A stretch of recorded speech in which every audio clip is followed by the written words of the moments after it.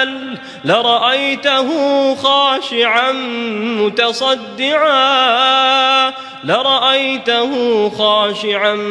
متصدعا من خشية الله وتلك الأمثال نضربها للناس لعلهم يتفكرون.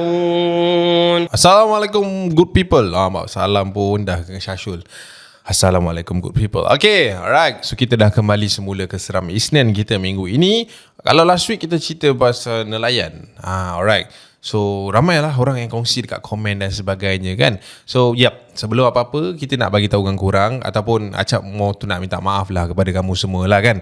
Yalah, Acap ada baca juga, sempat baca komen korang. Ada juga yang kata, Cap, aku dah komen daripada dulu lagi, kenapa hang tak balas, kenapa hang tak respon dan sebagainya. Saya sebenarnya bukannya tak baca langsung komen korang sebenarnya. Seriously. Ni demi Allah jujur, saya baca sebenarnya. Every single of the comment saya baca, tapi tak semua saya balas. Disebabkan yalah, of course lah kan, saya kalau saya balas nanti saya tak ada content pula. Gitu. So saya baca macam tu. Saya terima kasih kepada semua yang komen. But daripada starting content ni, insyaAllah saya cuba yang terbaik untuk respon komen korang. So I need you guys to komen kat bawah ni. Nanti kita borak kat komen banyak-banyak. Okay, alright. Kita tak nak buang masa, kita nak cerita dengan korang untuk hari ni pasal intern. Biasa kita cerita pasal kat office, pasal senior dan sebagainya. But today kita cerita pasal intern. Dah lah intern duduk sekejap je tapi kena kacau juga. Alright, jangan lupa tekan like, subscribe juga, hit bell notification. Kita layan intro macam biasa. Let's roll it.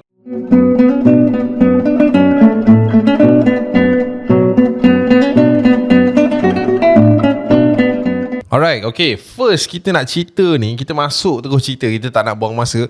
Cerita yang pertama adalah cerita tentang seorang brother ni, nama dia Takim ataupun Mustaqim lah nama penuhnya. Okay, kejadian ini berlaku pada tahun 2014. Ketika waktu tu, Cap, aku ni baru start intern dekat salah sebuah hotel di Pulau Pinang.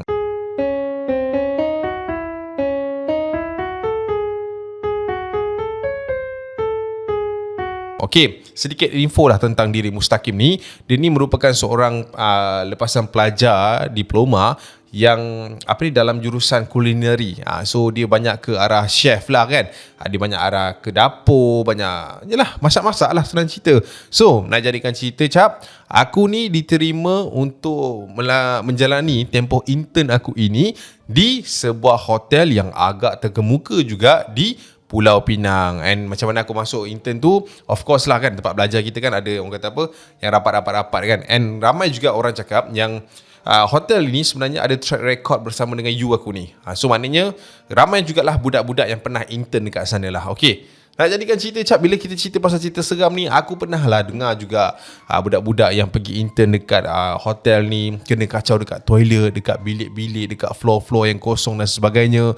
So aku jadi macam banyak fikir lah kan, kalau nak pergi nak masuk ni kan, kod-kod adalah ada apa-apa yang tak menarik berlaku. Tapi bila aku fikir balik, aku ni kerja kat kitchen saja. Kebanyakan yang diorang ni banyak yang kenanya khusus penghotelan, benda-benda yang belajar pasal hotel lah. So banyak tempat lah diorang explore. Macam aku dekat dapur, so aku tak fikir banyak lah kan, apa je ada hantu kat dapur, aku fikir macam tu. Alright, tapi aku silap, Cap. Di mana ada satu hari ni, aku ingat lagi, waktu tu baru almost 2 bulan lebih aku kerja dekat situ. Aku intern kat situ. First month was smooth. Okay, chef cantik. Chef dia perempuan. Chef dia cantik. And then dia kata orang kata co-worker semua baik. Cuma bila kita ada VVIP yang datang ni, kita agak busy jugalah nak sediakan makanan dan sebagainya. Okay, masuk bulan kedua ni, kita orang ni ada task tau, Cap. Di mana kita ada task untuk orang kata apa, prepare. Kita kena prep, maksudnya kita kena macam mana, kita kena masak dulu bagi diorang rasa sebelum event yang sebenar tu jadi pada esok atau lusa harinya. Faham tak? Contohlah kata ada VIP nak datang lusa. Minggu ni dia hari ni dia dah masak dah, dia nak test makanan tu okey ke tak, pedas ke tak, VIP ni ada alahan apa. Semua benda tu diorang kena check dulu sebelum diorang nak hidang. And dekat tempat aku ni, Cap, hotel ni dia akan receive barang-barang mentah setiap hari Jumaat. Okay, so kejadian ini berlaku pada hari Selasa, di mana hari Khamis tu ada VVIP yang datang. Okay, cut it short, Aku masak macam biasa. Aku bahagian masak kat belakang tu. And then aku, yalah orang kata culinary kan. Of course semua skill kita dah mahir, and semua skill kita dah belajar. Kita lebih tahulah benda tu kan. Okay, aku ingat lagi Cap, aku ditugaskan untuk masak satu dish which is nasi goreng yang ada udang macam besar, udang hotel lah senang cerita kan. Aku masak macam biasa, and then aku masak adalah dalam 3-4 pinggan untuk dipresentkan kat head chef aku dan juga orang-orang yang in charge kat situ. And lepas masak, aku bawa ke depan. And ada bahagian dessert juga, which is co-workers aku daripada college lain. Dia buat benda yang sama. And then kita bawa semua ke depan. Alright, dah letak semua settle. Aku tengah nak membersihkan kawasan cooking area aku tu pada waktu tu. Tapi tiba-tiba waktu tu ada seorang head chef ni, dia suruh aku punya ketua kitchen tu untuk panggil aku. So aku macam, okay, kenapa panggil aku kan? So aku pun pergi depan. Lepas tu orang ni kata dengan aku, orang yang makan makanan aku tu, dia kata, kenapa masak macam ni? Belum makan lagi saya dah nampak lah benda ni tak fresh. So aku macam, takkan tak fresh kan? Aku baru masak tadi semua cantiknya. Udang pun semua fresh punya kan? So aku pun pergi tengok dekat pinggan dia. Dia angkat pinggan tu, aku tarik Cap. Bila aku tarik, nasi tu kan biasa kan kita tarik kan, patutnya kalau nasi yang bagus kan dia berderai kan. Ni aku tarik, dia macam melekat tau Cap. Dia ada satu macam sticky thing lah dekat situ. So aku macam, mana datang pula benda ni kan? Tadi aku masak okey je. And then Cap, aku perasan dekat bahagian udang. Okay, udang kan macam ni kan, lebih kurang kan. Udang gini kan. Udang gini kan. Aku perasan dekat bahagian badan dia tu, separuh dah warna hitam Cap waktu tu. Aku jadi pelik. Aku baru masak lebih kurang 10 minit tadi. Macam mana boleh jadi macam ni? Dah macam nak basi je makanan ni kan. Lepas tu diorang waktu tu macam pandang aku dah tak ngam lah kan. So aku macam, macam mana pula ni kan. Tak apa chef, saya masak sekali lagi. Lepas tu chef tu kata, okay, bring me the better one lah. So aku pun masak. Tengah-tengah masak ni, tiba-tiba aku nampak dekat belakang aku tu ada co-workers aku tu pun berjalan masuk ke arah tempat dessert, station dessert. So aku pun tinjau dia, Min, asal? Aku tak tahu lah dessert aku ni, kau tengok ni, tiba-tiba cair semacam ni. Dia bawa macam puding tau. Puding yang atas tu caramel, bawah tu macam apa tu, telur tu kan. Pecah, maksudnya bila puding kan kena kental kan. Dia ada texture dia kan. Tapi yang ni dah macam jadi air dah. Dia macam, aku pun tak tahu lah kenapa jadi macam ni. Kau kenapa? Nasi aku berlendir tu tadi. Aku punya udang pun tiba-tiba hitam. Aku pun tak tahu kenapa. Dia kata macam tu. Aku macam, kenapa kita berdua ni dapat ujian macam ni kan? Okay, tak apa, tak nak fikir banyak. Masak. And then bawa pergi depan. Makan semua okay, kali ni cantik lah. Dah 2 kali ni cantik. And waktu tu aku dah macam, okay, steady. Aku pun pergi ke belakang balik. Aku bersih sekali lagi lah. Nama aku ni dipanggil waktu tu. Takim, ni sini. Aku pun pergi ke arah orang yang tengah makan tu. And bila aku sampai tu Cap, aku tak tahu kenapa kali ni udang yang aku dah masak tu, dia seolah-olah tak lut. Nasi okey, bila buka udang tu, dia nampak macam mentah. Alamak, kenapa jadi macam ni? Aku dah jadi jam dah waktu tu. Dan aku pun pergi belakang balik. Aku masak kali ni, aku masak sekali lagi. And aku pastikan benda ni betul lah. Benda ni betul. And aku bawa pergi depan, and aku serve kat diorang. And then kali ni diorang makan, and tak ada panggilan langsung pada waktu tu. And aku pun berjalan balik Cap ke belakang dalam keadaan yang macam, kenapa jadi macam ni lah? Aku tengah duduk fikir, tiba-tiba ada seorang Mamat ni panggil aku. Kim, sini Cap. Tak aku macam siapa pula panggil. Bila aku toleh, nama dia Cik Ridwan. Cik Ridwan ni dia supervisor aku kat situ.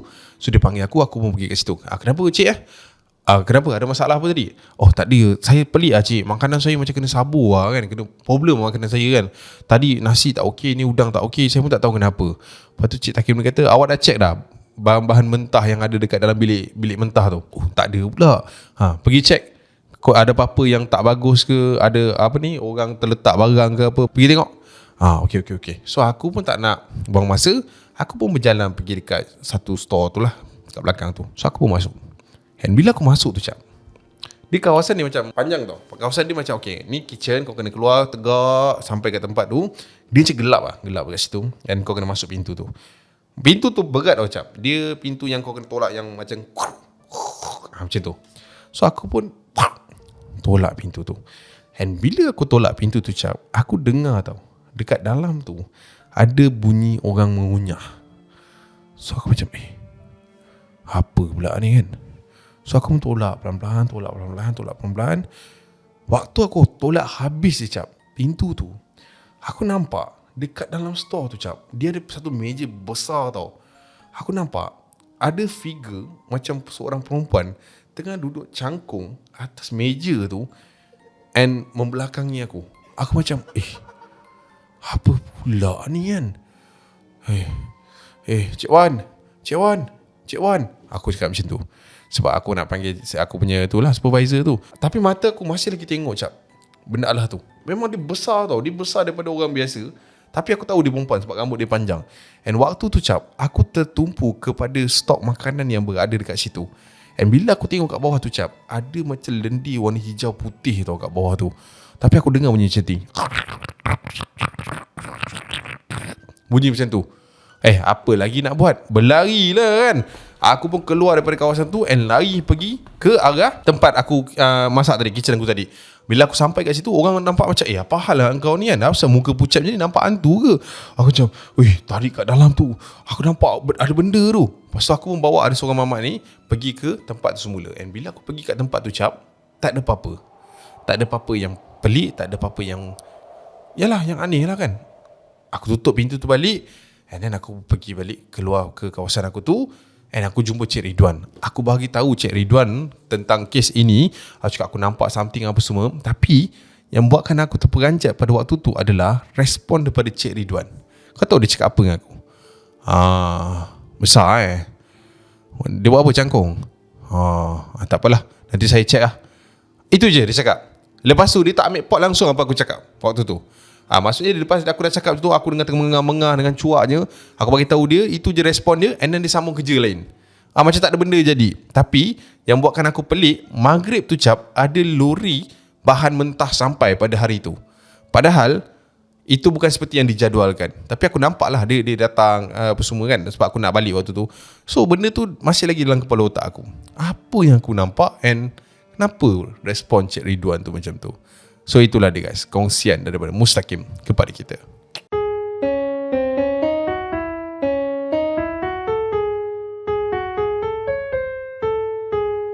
Alright, okay. Itu cerita yang pertama. Dia kekalkan dengan konsep misteri dia.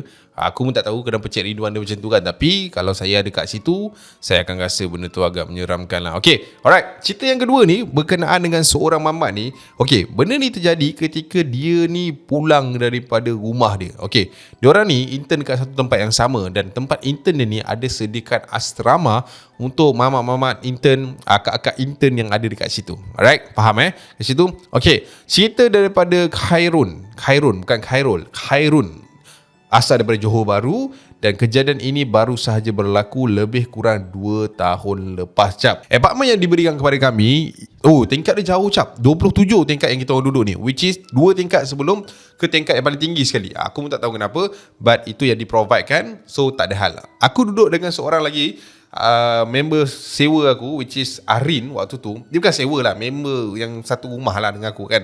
Arin ni sama tempat dengan aku. Kita orang intern dekat satu kilang yang sama, alright, dekat Johor Bahru. Ada satu ketika ni, waktu tu aku dalam dah hujung-hujung lah aku, hujung-hujung waktu aku berkhidmat pada waktu tu. Ada satu hari ni, aku ni keluar dengan kawan aku ni, Arin ni, untuk pergi makan dekat tingkat bawah, alright. So waktu tu dalam pukul 4:30 petang macam tu kan. Kita pergi makan, lepak-lepak apa semua. Dah settle pukul 5, pukul 6. Hari ni pun decide nak naik atas. Tapi waktu tu aku macam malas nak naik lagi. Aku rasa macam nak pergi gym kejap kan, lari treadmill. Tapi aku macam kata dengan Arin, aku naik sekali lah, tapi aku ambil barang aku, lepas tu aku turun balik gym lah. Boleh? Dia kata macam tu okey lah. So aku dengan Arin ni pun naik ke atas, and then Arin stay kat rumah, aku pun turun. Aku pun workout lah dalam lebih kurang sebelum maghrib. Memang aku target nak balik.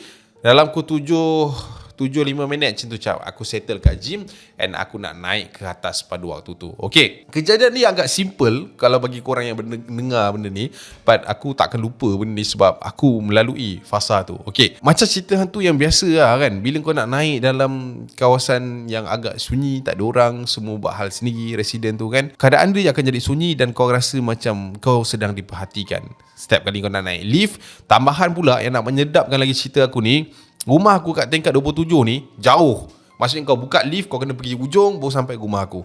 Okay, alright. So waktu tu aku dah habis gym, aku pun berjalan menuju ke lift. So aku pun tunggu lift.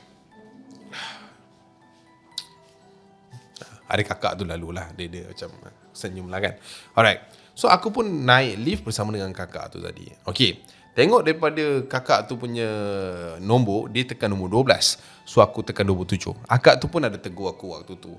Uish, tingginya duduk. Itulah, rumah company kau. Saya duduk je. Yelah. Ting, buka nombor 12 and then naik ke atas. Okay, cap. Sampai ke tingkat ke-19 waktu tu, lift tersebut berhenti dan ada seorang brother ni masuk ke dalam lift tersebut. And then aku tengok dia tekan button mana kan. So aku tengok dia tekan 28. Rumah tu ada 29 tingkat. So di atas aku lah. Aku punya berdiri adalah di mana, okay, ini tempat tekan nombor kan. Aku kat sini, brother tu kat belakang aku, dekat penjuru. So aku macam biarlah dia nak ke situ. So aku pun buat tak tahu je lah. Tunggu sampailah aku ke tingkat 27. Pintu pun terbuka, cap. Pintu terbuka, aku pun keluar daripada lift tersebut. And sebelum aku keluar daripada lift tu, aku terjengah lah ke belakang. Maksudnya aku dah keluar daripada lift tu, aku terjengah ke belakang. And bila aku jengah ke belakang, cap, dalam lift tu kosong, cap. Yeah. So aku macam, brother tu bukan 28 ke tadi? Asal kat lift tak nampak kan? Tapi aku snooze lagi waktu tu sebab mungkin brother tu dah pergi ke blind spot, which is bila pintu tu tutup, dia dah ke arah sini. So aku macam okay, tak fikir sangat lah. So aku buat tak tahu je, biarkan dia kan. Lift tutup and aku pun start berjalan daripada lift tu nak menuju ke rumah aku. Alright. So aku berjalan macam biasa, cap. Aku jalan lepas satu rumah and kali ni aku dengar bunyi ni.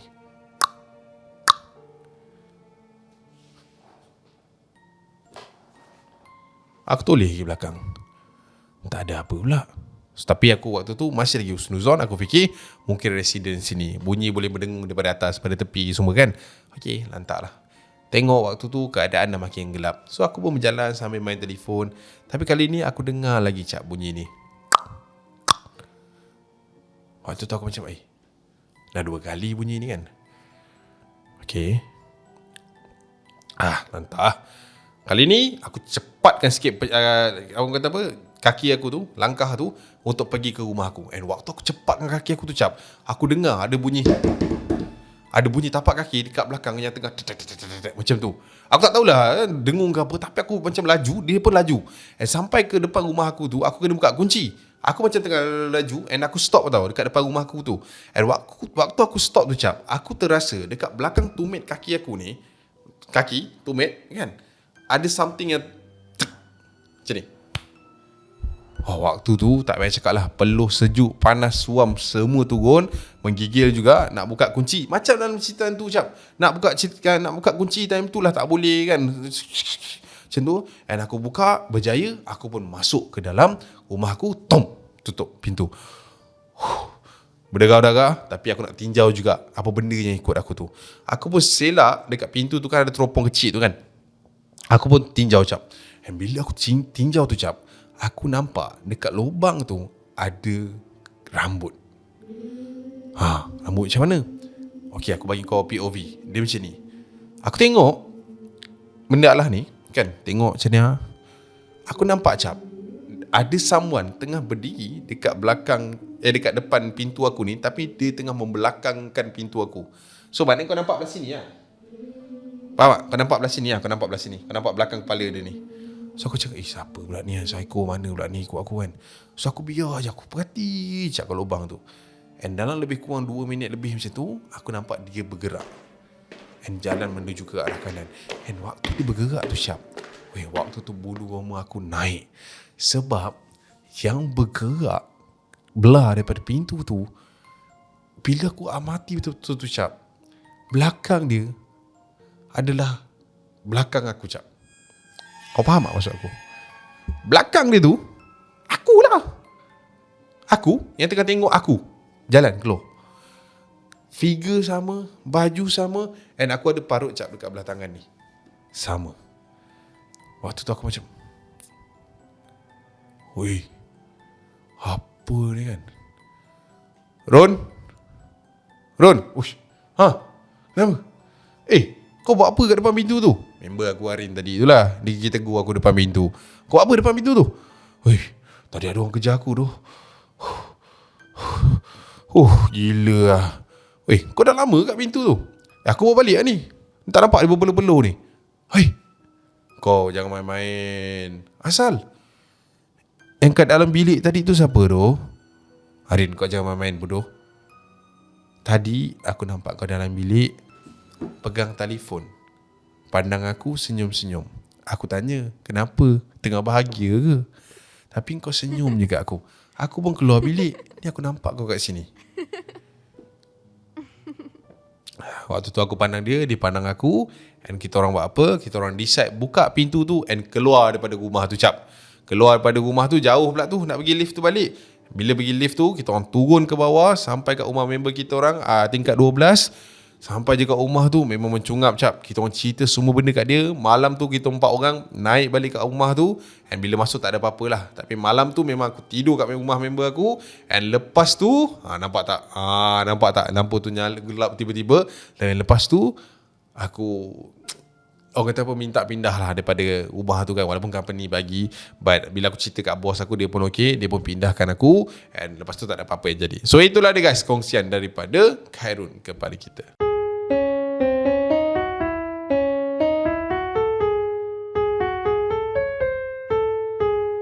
Alright, okay.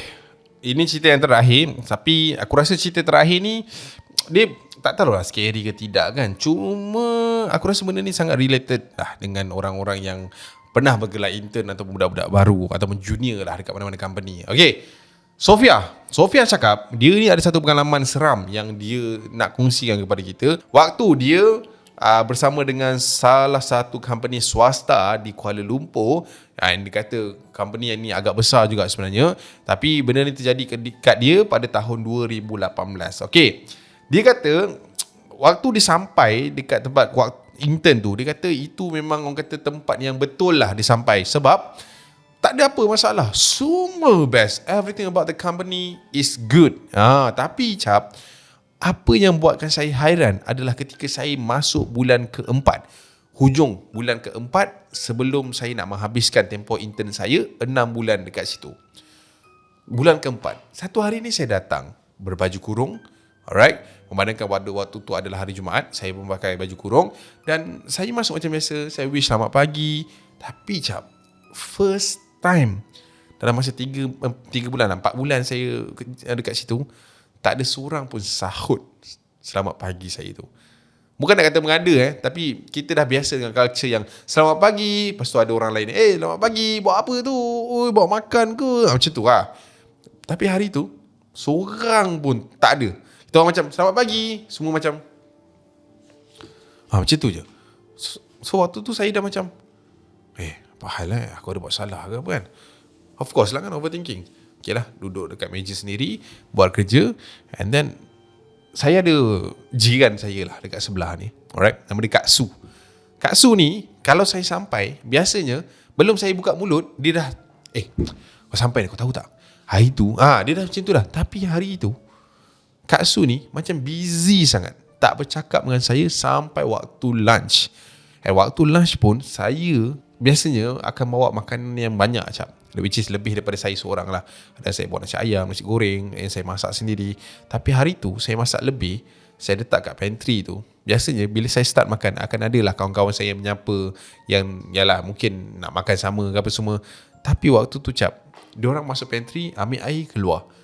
Masuk pantry, buka peti ais, keluar. Tak ada yang nak duduk bercakap dengan saya. Padahal kawan-kawan yang keluar tu, masuk tu adalah orang yang hari-hari bercakap dengan saya ni. So saya jadi pelik. And makanan yang saya buat lebih untuk diorang ni pun tak terusik cap pada waktu tu. So saya jadi macam pelik sangat. Habis hari tu suram, sunyi, tak bercakap dengan siapa-siapa. Saya umpama dipulaukan tanpa saya tahu apa sebab dia cap waktu tu. Besok harinya saya expect macam tak apalah, mungkin semalam diorang tak okey ke, ada apa jadi kan. Saya datang tapi result dia masih sama. Tak bercakap, semua orang buat kerja, busy gila. And ada juga saya try orang kata nak bertegur sapa dengan someone yang ada dekat situ ke kawan-kawan saya, tapi dia orang macam jawab sepatah untuk saya berambus cepat. Faham tak? Dia macam yang ni okey tak yang ni? Yang ni kau buat yang ni lah. Yang itu macam bos cakap itulah. Yang lain kau betulkan sendiri lah. Waktu lunch kan kau makan dengan siapa? Kau free ke? Jom lah, aku ada makanan lebih.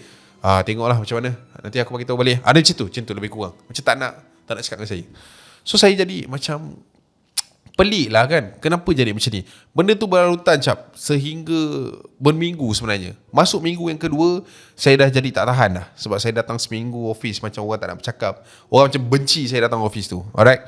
Saya pun ambil keputusan untuk berjumpa dengan manager saya sendiri waktu tu. Nama dia Puan Sheila.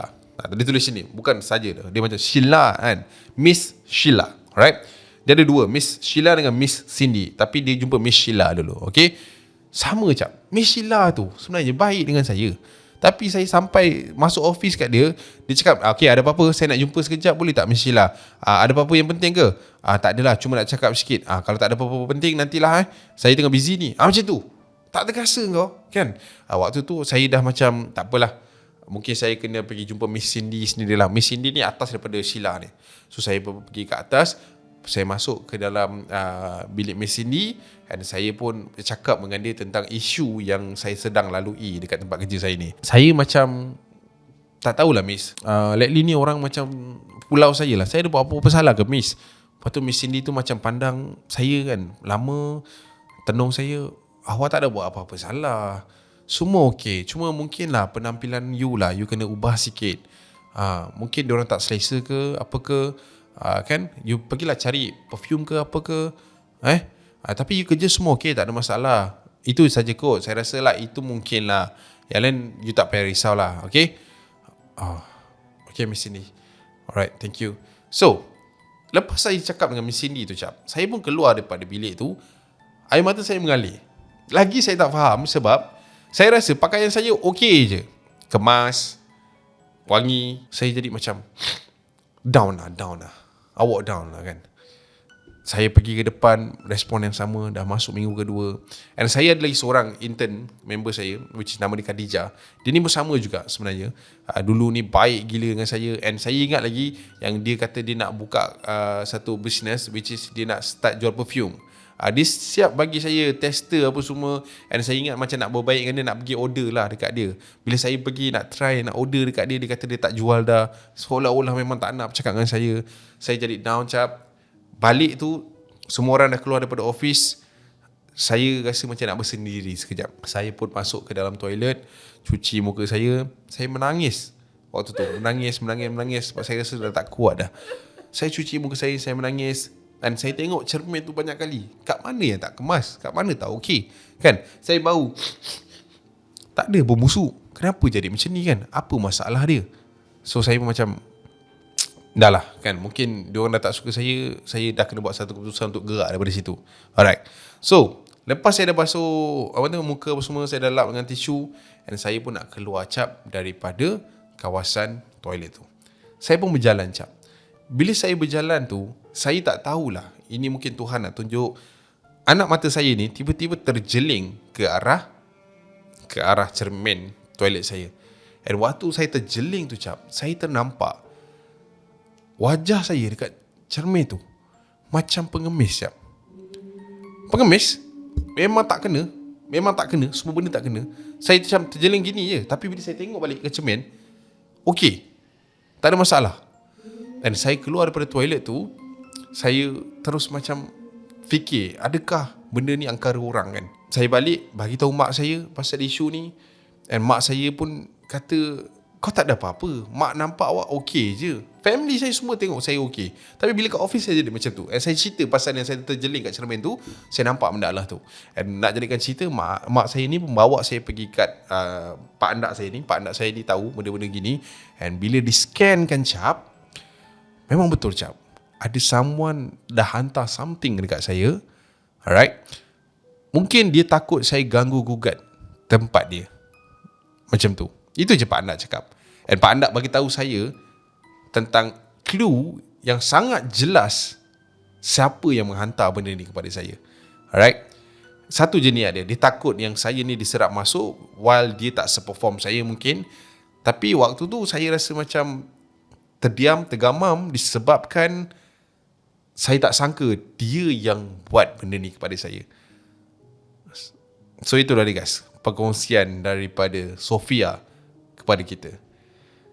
2 bulan juga dia kata dia berubat, tapi alhamdulillah dia kata lepas dia habis internship tu, sebenarnya dia diserap masuk ke dalam company tu, tapi dia minta kepada Miss Cindy untuk just luluskan internship dia, tapi dia nak ke tempat yang lain. And sehingga sekarang pun aku dengar dia masih lagi ada dekat company tu, and mungkin rezeki dekat situ, rezeki aku dekat tempat lain. So itulah dia guys. Ending dia. Kesik. Tapi saya dah bagi dah clue sebenarnya siapa yang buat dia dekat dalam video ni. Alright. Saya dah mention apa yang dia buat. So korang cari sendiri, korang faham sendiri, korang komen kat bawah. Okay. Alright guys, kita jumpa di video akan datang. Kepada semua internship tu, tak kisahlah intern ke, dah kerja lama ke, baru kerja ke, masuk tempat orang bersaing secara sihat. Alright. Kalau nak bersaing dengan cara macam ni, tak bahagia hidup. Tak lama tak jauh kau pergi. Alright. Kita jumpa di video akan datang. See you when I see you. Assalamualaikum. Ciao. Bye.